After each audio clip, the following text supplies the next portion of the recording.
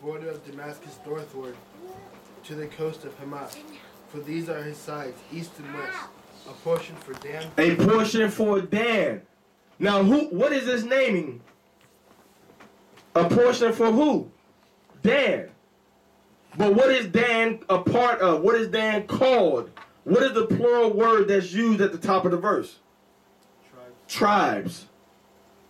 So Dan is listed as a tribe of Israel that has a portion, meaning he has an inheritance in the new kingdom, which means he will be in the new kingdom, which means he's going to go with us through the wilderness.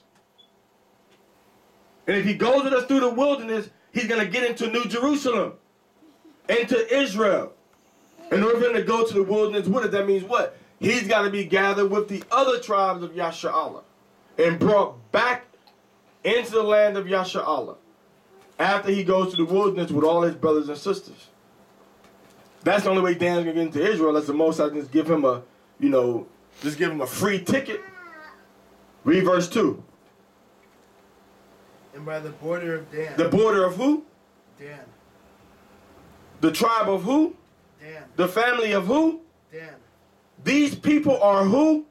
Dan. The people that they say don't exist, do exist, and the Most High calls them what? The tribe of what? Dan. The Garifuna? Dan. The Black Caribs? Dan. The Red Caribs? Dan. The Garinagu? Dan. The Kalipuna? Dan.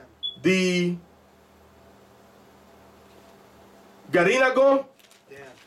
All right? You got the Kalipuna, the Kalinago, Garifuna, Kalipuna. They're all part of the tribe of who? Dan. Read. From the east side unto the west side, a portion for Asher. And by the border of Asher, from the east side even unto the west side, a portion for Naphtali. Okay, so how is Dan getting an inheritance, getting land, getting a gate, and getting blessings for the last days from Jacob if he don't exist no more? I mean, what's going on? I mean, can he not exist and get land and be called a tribe in the new kingdom? Nah, he can't. So either he do exist, and we were wrong for saying he don't exist, or he doesn't exist, and the scripture is wrong for saying he does exist in the new kingdom. So which is it? We wrong. He does exist. Why? Because the scriptures say he's going to exist in the new kingdom.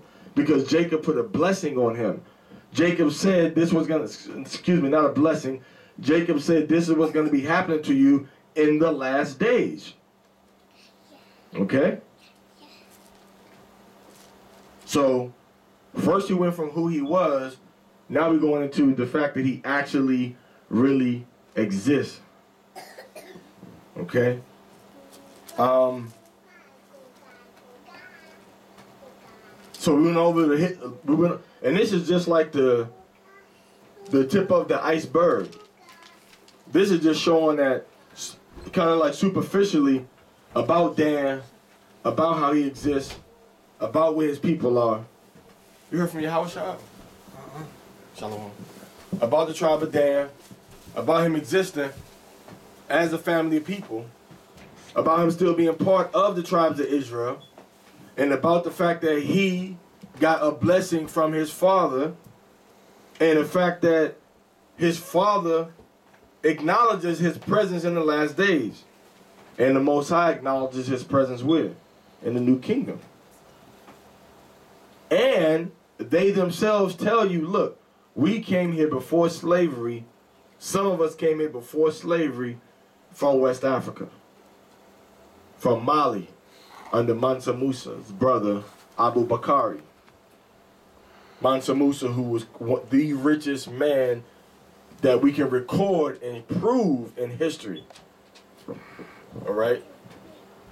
But we know that the richest man in history to ever exist was who? Was Solomon.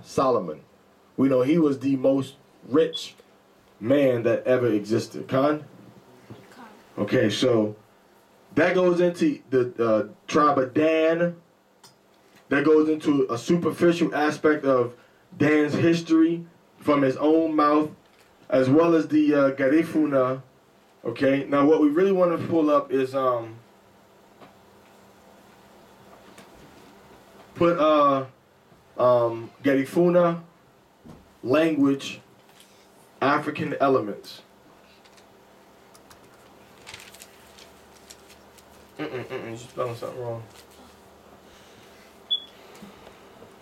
Put Garifuna.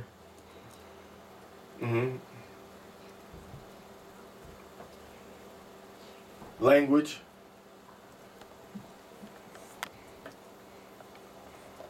Wait. Let's go to language and let's go ahead down to history. History of the language. Purple ones, let's see. Let's go to native languages. Let's go to this one.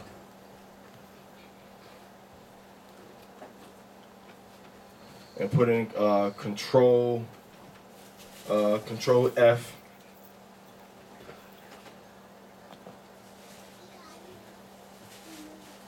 And put in AFR. Just type in, just hit AFR. You don't have to put nothing. AFR. AFR. Okay.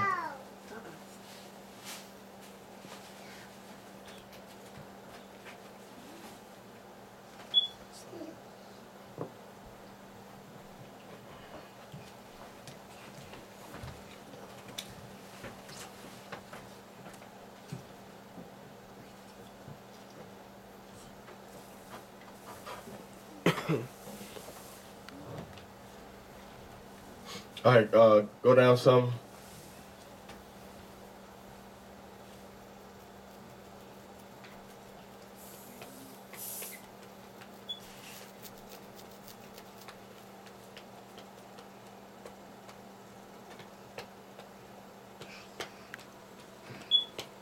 All right, go to the other website.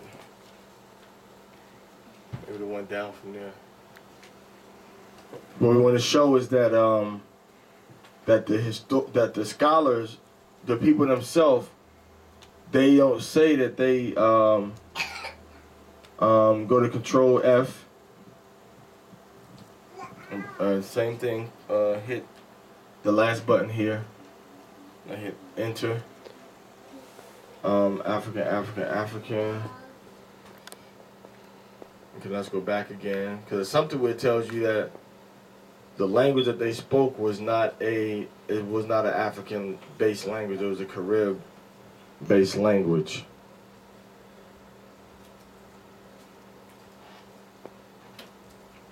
Okay, why aren't there more? Okay, right here. Now this is from Garifuna Research. I'll go back to the top of the page. Go back to the top of the page. Scroll up. Let's go to, I want to know who I'm dealing with here. Let's go to About Me, right there. Who is this person?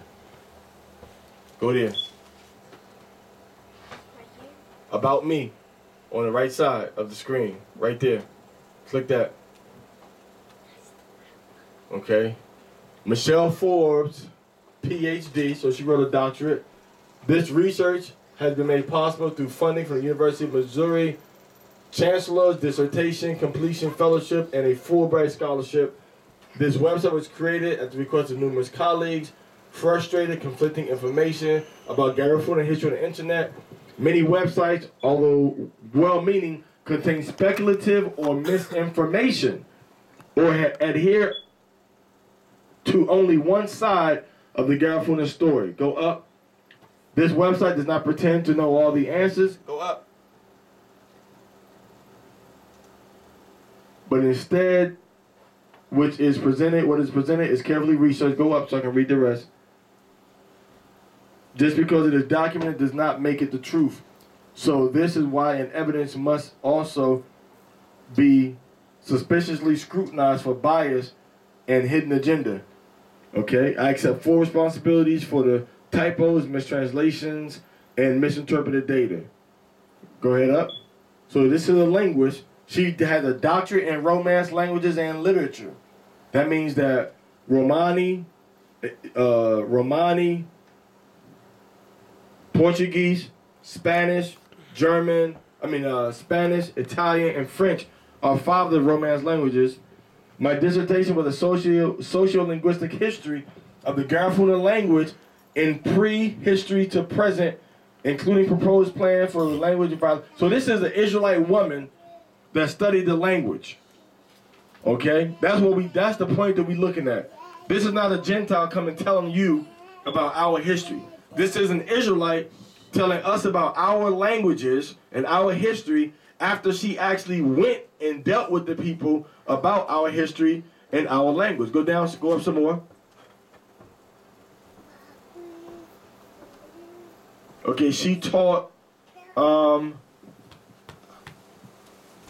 am not Garifuna, but rather a first generation so-called American of Jamaican parents. So she's a Benjamite. Nevertheless, the Garinagu of Livingston treated me as their sister and a daughter. My research is dedicated to them. Okay? So she says you can contact her with comments or suggestions in English, Spanish, or Garifuna. So how is she going to read a comment about English if she can't speak English? How is she going to read a comment in Spanish if she can't speak Spanish? And how is she going to read a comment in Garifuna if she doesn't speak Garifuna? Okay? My Garifuna language teacher and close friend who was there for me every day, 2 p.m. at the school, the hut in progress pictured at the heading of this website. Okay? With a lively Domino's bar 6 feet from the coastline. Okay? And the Garinagu of Livingston who knew I was studying the language and practiced with me every day in the street. Okay? So she also taught, okay?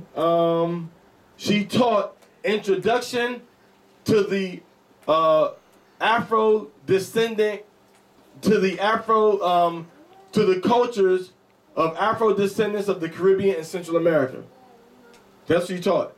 Introducción a la cultura afrodescendientes del Caribe y Centroamérica.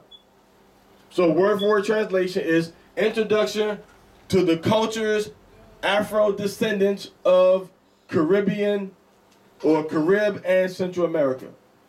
The remaining time was spent in Livingston conducting interviews in which the Garinagu told me their views on the present state and future of the Garifuna language.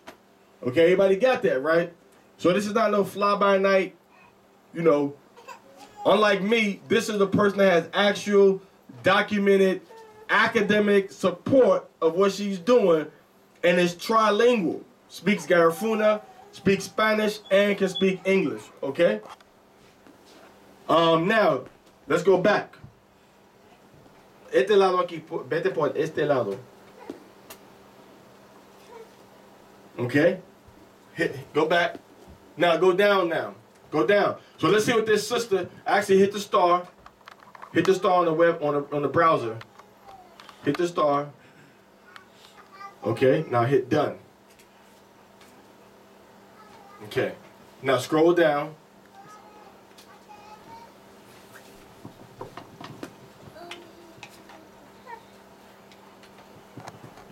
Okay.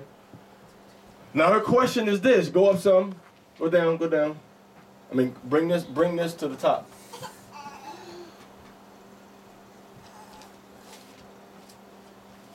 Bring what I touched to the top of the screen. Yeah, bring this right here all the way up right there. Okay, stop. Why aren't there more African words in the Garifuna? Okay, let's read this. Contrary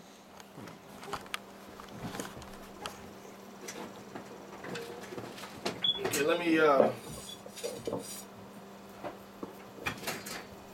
okay, so what does it say? It says, contrary to its melodic tone reminiscent of African speech, Garifuna is not an African language. So after studying, living, working, eating, and learning from these people, she says that Garifuna is not an African language. You think she came to that conclusion on her own? Okay. To date, there are less than 5 attested African loan words in the Garifuna language.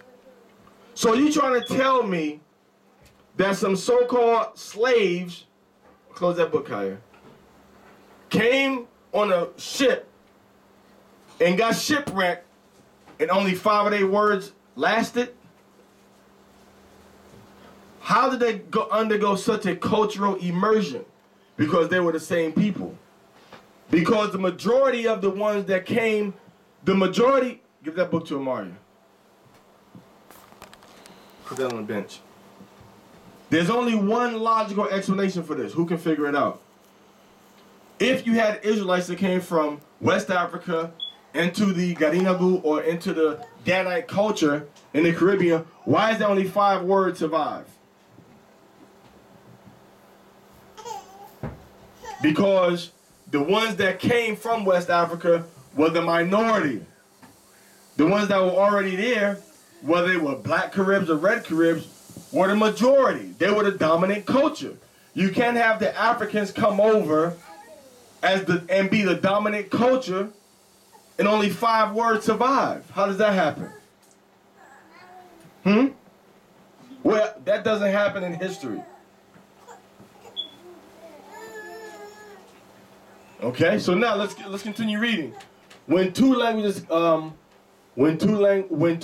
came into contact, they would normally accept foreign words into each other's languages. If the speakers of both languages acknowledge an equal social prestige between both groups. In the 17th and 18th century, the Garinagu learned French and accepted French words into their language because they admired the French people with whom they cohabitated, even giving them the best parts of their land on St. Vincent. It is not known, although it is highly probable, if French speakers on St. Vincent accepted Garifuna loan words into their language as well. However, when 2 groups come together and there are no loan words in one of the languages, it is normally because the group without the loan words consider themselves to be the what? Dominant group. Or it could be that they are more numerous. Now, we already reached this conclusion before we even what? Before we even read this. Because a lot of this stuff is what? What? Common sense. Common sense. A lot of it's common sense. Okay. In the case of the Garifuna, there is evidence to suggest that the Kalipona, like Garifuna, Kali, Gari, Pona, Funa. See the relationship? Zoom in on that. Get a little closer to that. Talking to Kahan. Get a little closer on this. You got it good on there? Ka, li, po, na. Like ga, ri, fu, na. The Arawak descent group of the Lesser Antilles, also known as Island Caribs, forced the Africans to learn their language and customs. If it were just the case of the dominant group, the Kalipona being more numerous, then they would expect the non-dominant group, the Africans, to retain some of their language. It is in the very least, a handful of terminologies specific to their culture. The fact is, there is little to no African vocabulary in Garifuna, and that no Creole formed. There was no Creole. They didn't merge the 2 languages together. So these people, were a smaller group that came over, and the dominant group were already there. which was black Caribs and red Caribs. It's only the British that came and separated the two into different groups. Okay? Okay. The Indians must have been in control in power and in numbers, This social structure prevented Africans from forming an Indo-African Creole. Okay? The Africans simply acquired the indigenous vernacular immediately as a second language, and Indian domination would have prevented the Africans from speaking their mother tongues. Okay, now she's reaching the same conclusion, which is that the indigenous native language was more widespread used and took over. But maybe how she got to that means, I would personally go more into the scriptures and going more into the history of how and why they got there. Okay? But even if they were in West Africa, they had to be speaking West African words. But then we see in the history and in the science, they don't have as many West African words present.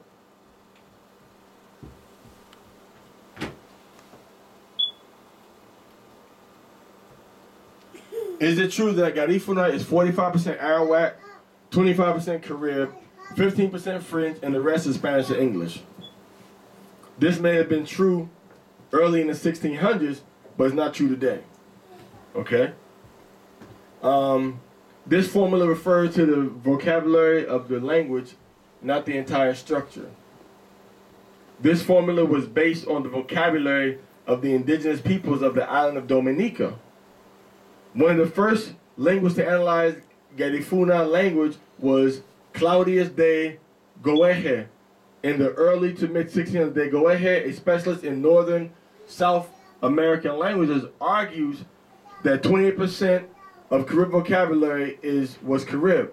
The structure was Arawak with hardly a trace of Carib syntactical influence. So basically, 65 years since the calculation was done, I would say the calculation is now 70% Arawak, 5% Carib, 15% French, and 10% Spanish and or English. Okay? So basically we're seeing that language is not a big African language. So here you got these people that look black, but aren't speaking a black language of West Africa. Okay? Follow me? Okay, so this is the 4 stages: Proto-Garifuna, Early Garifuna, Modern Garifuna, Modern Vernacular Garifuna. So you click on the box right here, and it's going to show you about all of these different stages. Okay?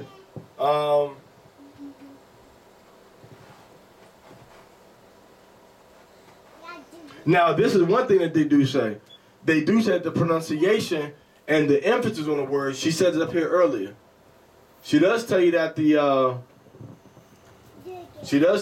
pronunciation, okay, the tone is reminiscent of African speech, although I don't know whether she was able to localize it or to narrow it down to a specific part of Africa. Okay?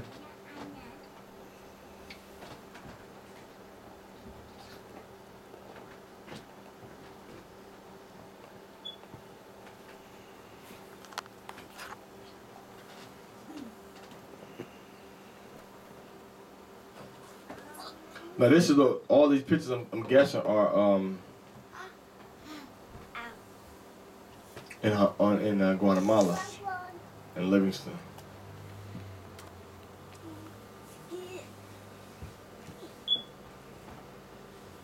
Okay.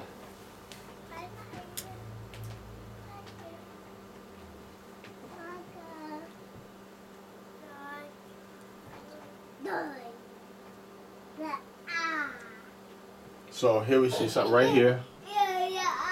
Shh. native people, the native St. Vincentians, as well as the native people of Guadeloupe and Dominica, describe themselves as Kalipona and not Carib. The name Carib was the Taínos called the Kalinago. Carib was not a negative word. It simply meant cassava eaters. And they also said what? They also said that Garinagu meant cassava eaters. Okay, Garifuna. However, since the Taínos saw Christopher Columbus, they were called something like Carib. The name spread among Europeans and stuck. Proto-Garifuna reflects early colonization. Shh. As seen by, put all that stuff down, please. Don't touch it.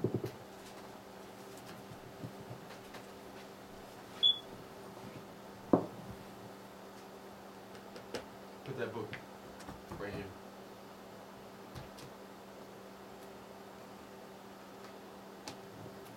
Okay, so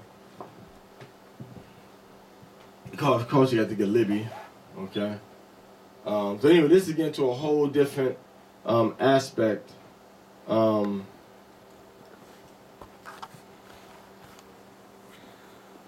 they call it Kalipona.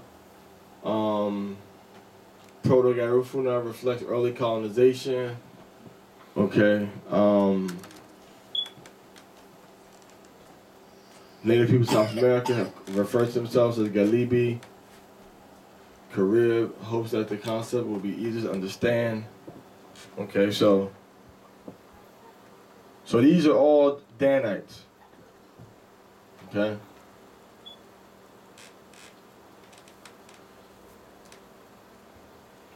These are all Danites. The Israelites from the tribe of Dan. Okay, they have a much more complex history. And the reason I say more complex is only because we can blend post-colonial histories with pre-colonial histories, as opposed to most of the other people that came to the Caribbean forcibly and in slavery. We can only trace thoroughly, semi-thoroughly, post-colonial, or post-Columbian experiences in the Americas. Okay, so this website is garifunaresearch.com. I commend the sister for the research that she did. It's very good research with the linguistics and everything. And I urge everybody to try to contact one of these brothers and sisters. They're Garifuna. And talk to them. And, learn about them on your own. I mean, talk to the elders. The Garifuna. Talk to the Garifuna elders. And ask them about themselves and where they come from and how much they do identify with the black people in the Caribbean. As far as Trinidad, Grenada, St. Vincent, those are the places that they are closest to. Okay?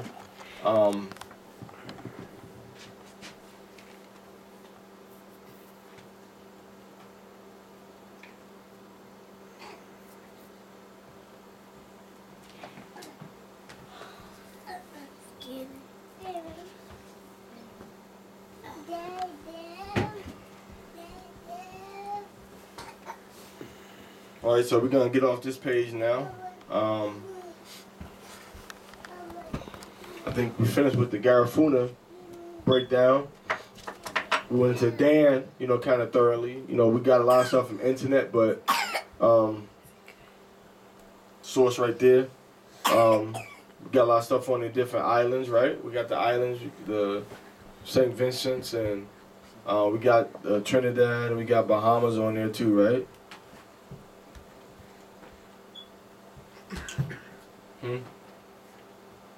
We got Bashan.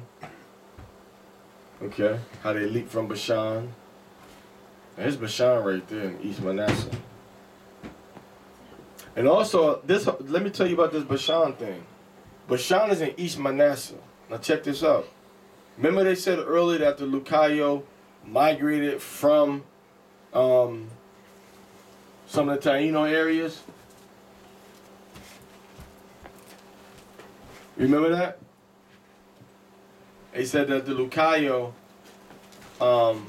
migrated from some of the areas of Puerto Rico or Cuba. Okay. Let's look at Wikipedia real quick.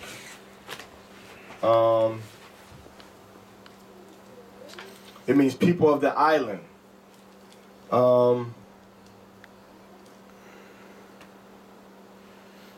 Also, now dig this. Who were they dwelling with? They had Joseph. Who were the three gates together with? Joseph, Benjamin, and Dan.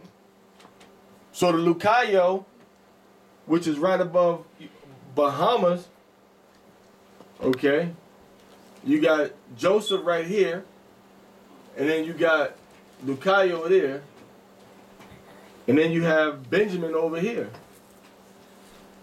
So now when you look at the history, it doesn't say that they migrated from, well, I think it did say Quisqueya. If they might have came from Quisqueya or San Dominique, the origins and settlement. Okay, let's go there. Origins, sometime between 500 and 800, Taínos began crossing in dugout canoes from Hispaniola and or Cuba to the Bahamas. Now this is all hypothesis. From Hispaniola to the Caicos Islands, from Hispaniola to eastern Cuba, Great Iguana Island, central Cuba to Long Island, in central Bahamas. Okay. They expanded throughout the Bahama Island in 800 years, growing to population of 400,000. So nobody was messing with these people. Everybody, they were living in peace. Okay? But it also said that they were coming from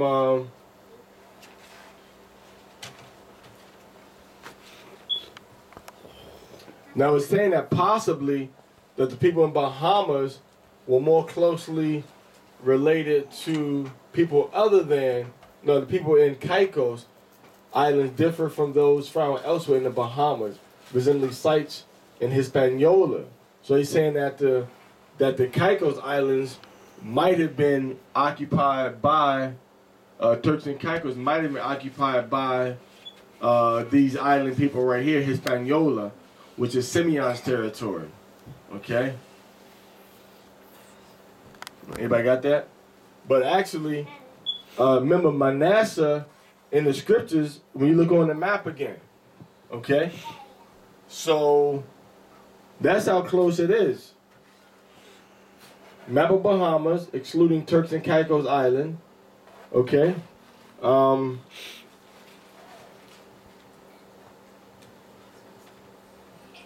They had sand-tempered pottery exported from Cuba and or Hispaniola, imported from Cuba or Hispaniola. Okay? Trade between Cuba and Long Island was reported by Columbus. So now when you look at the history, that's nothing new. Why do we say that's nothing new? Because on the map, the scripture once again, it says that Dan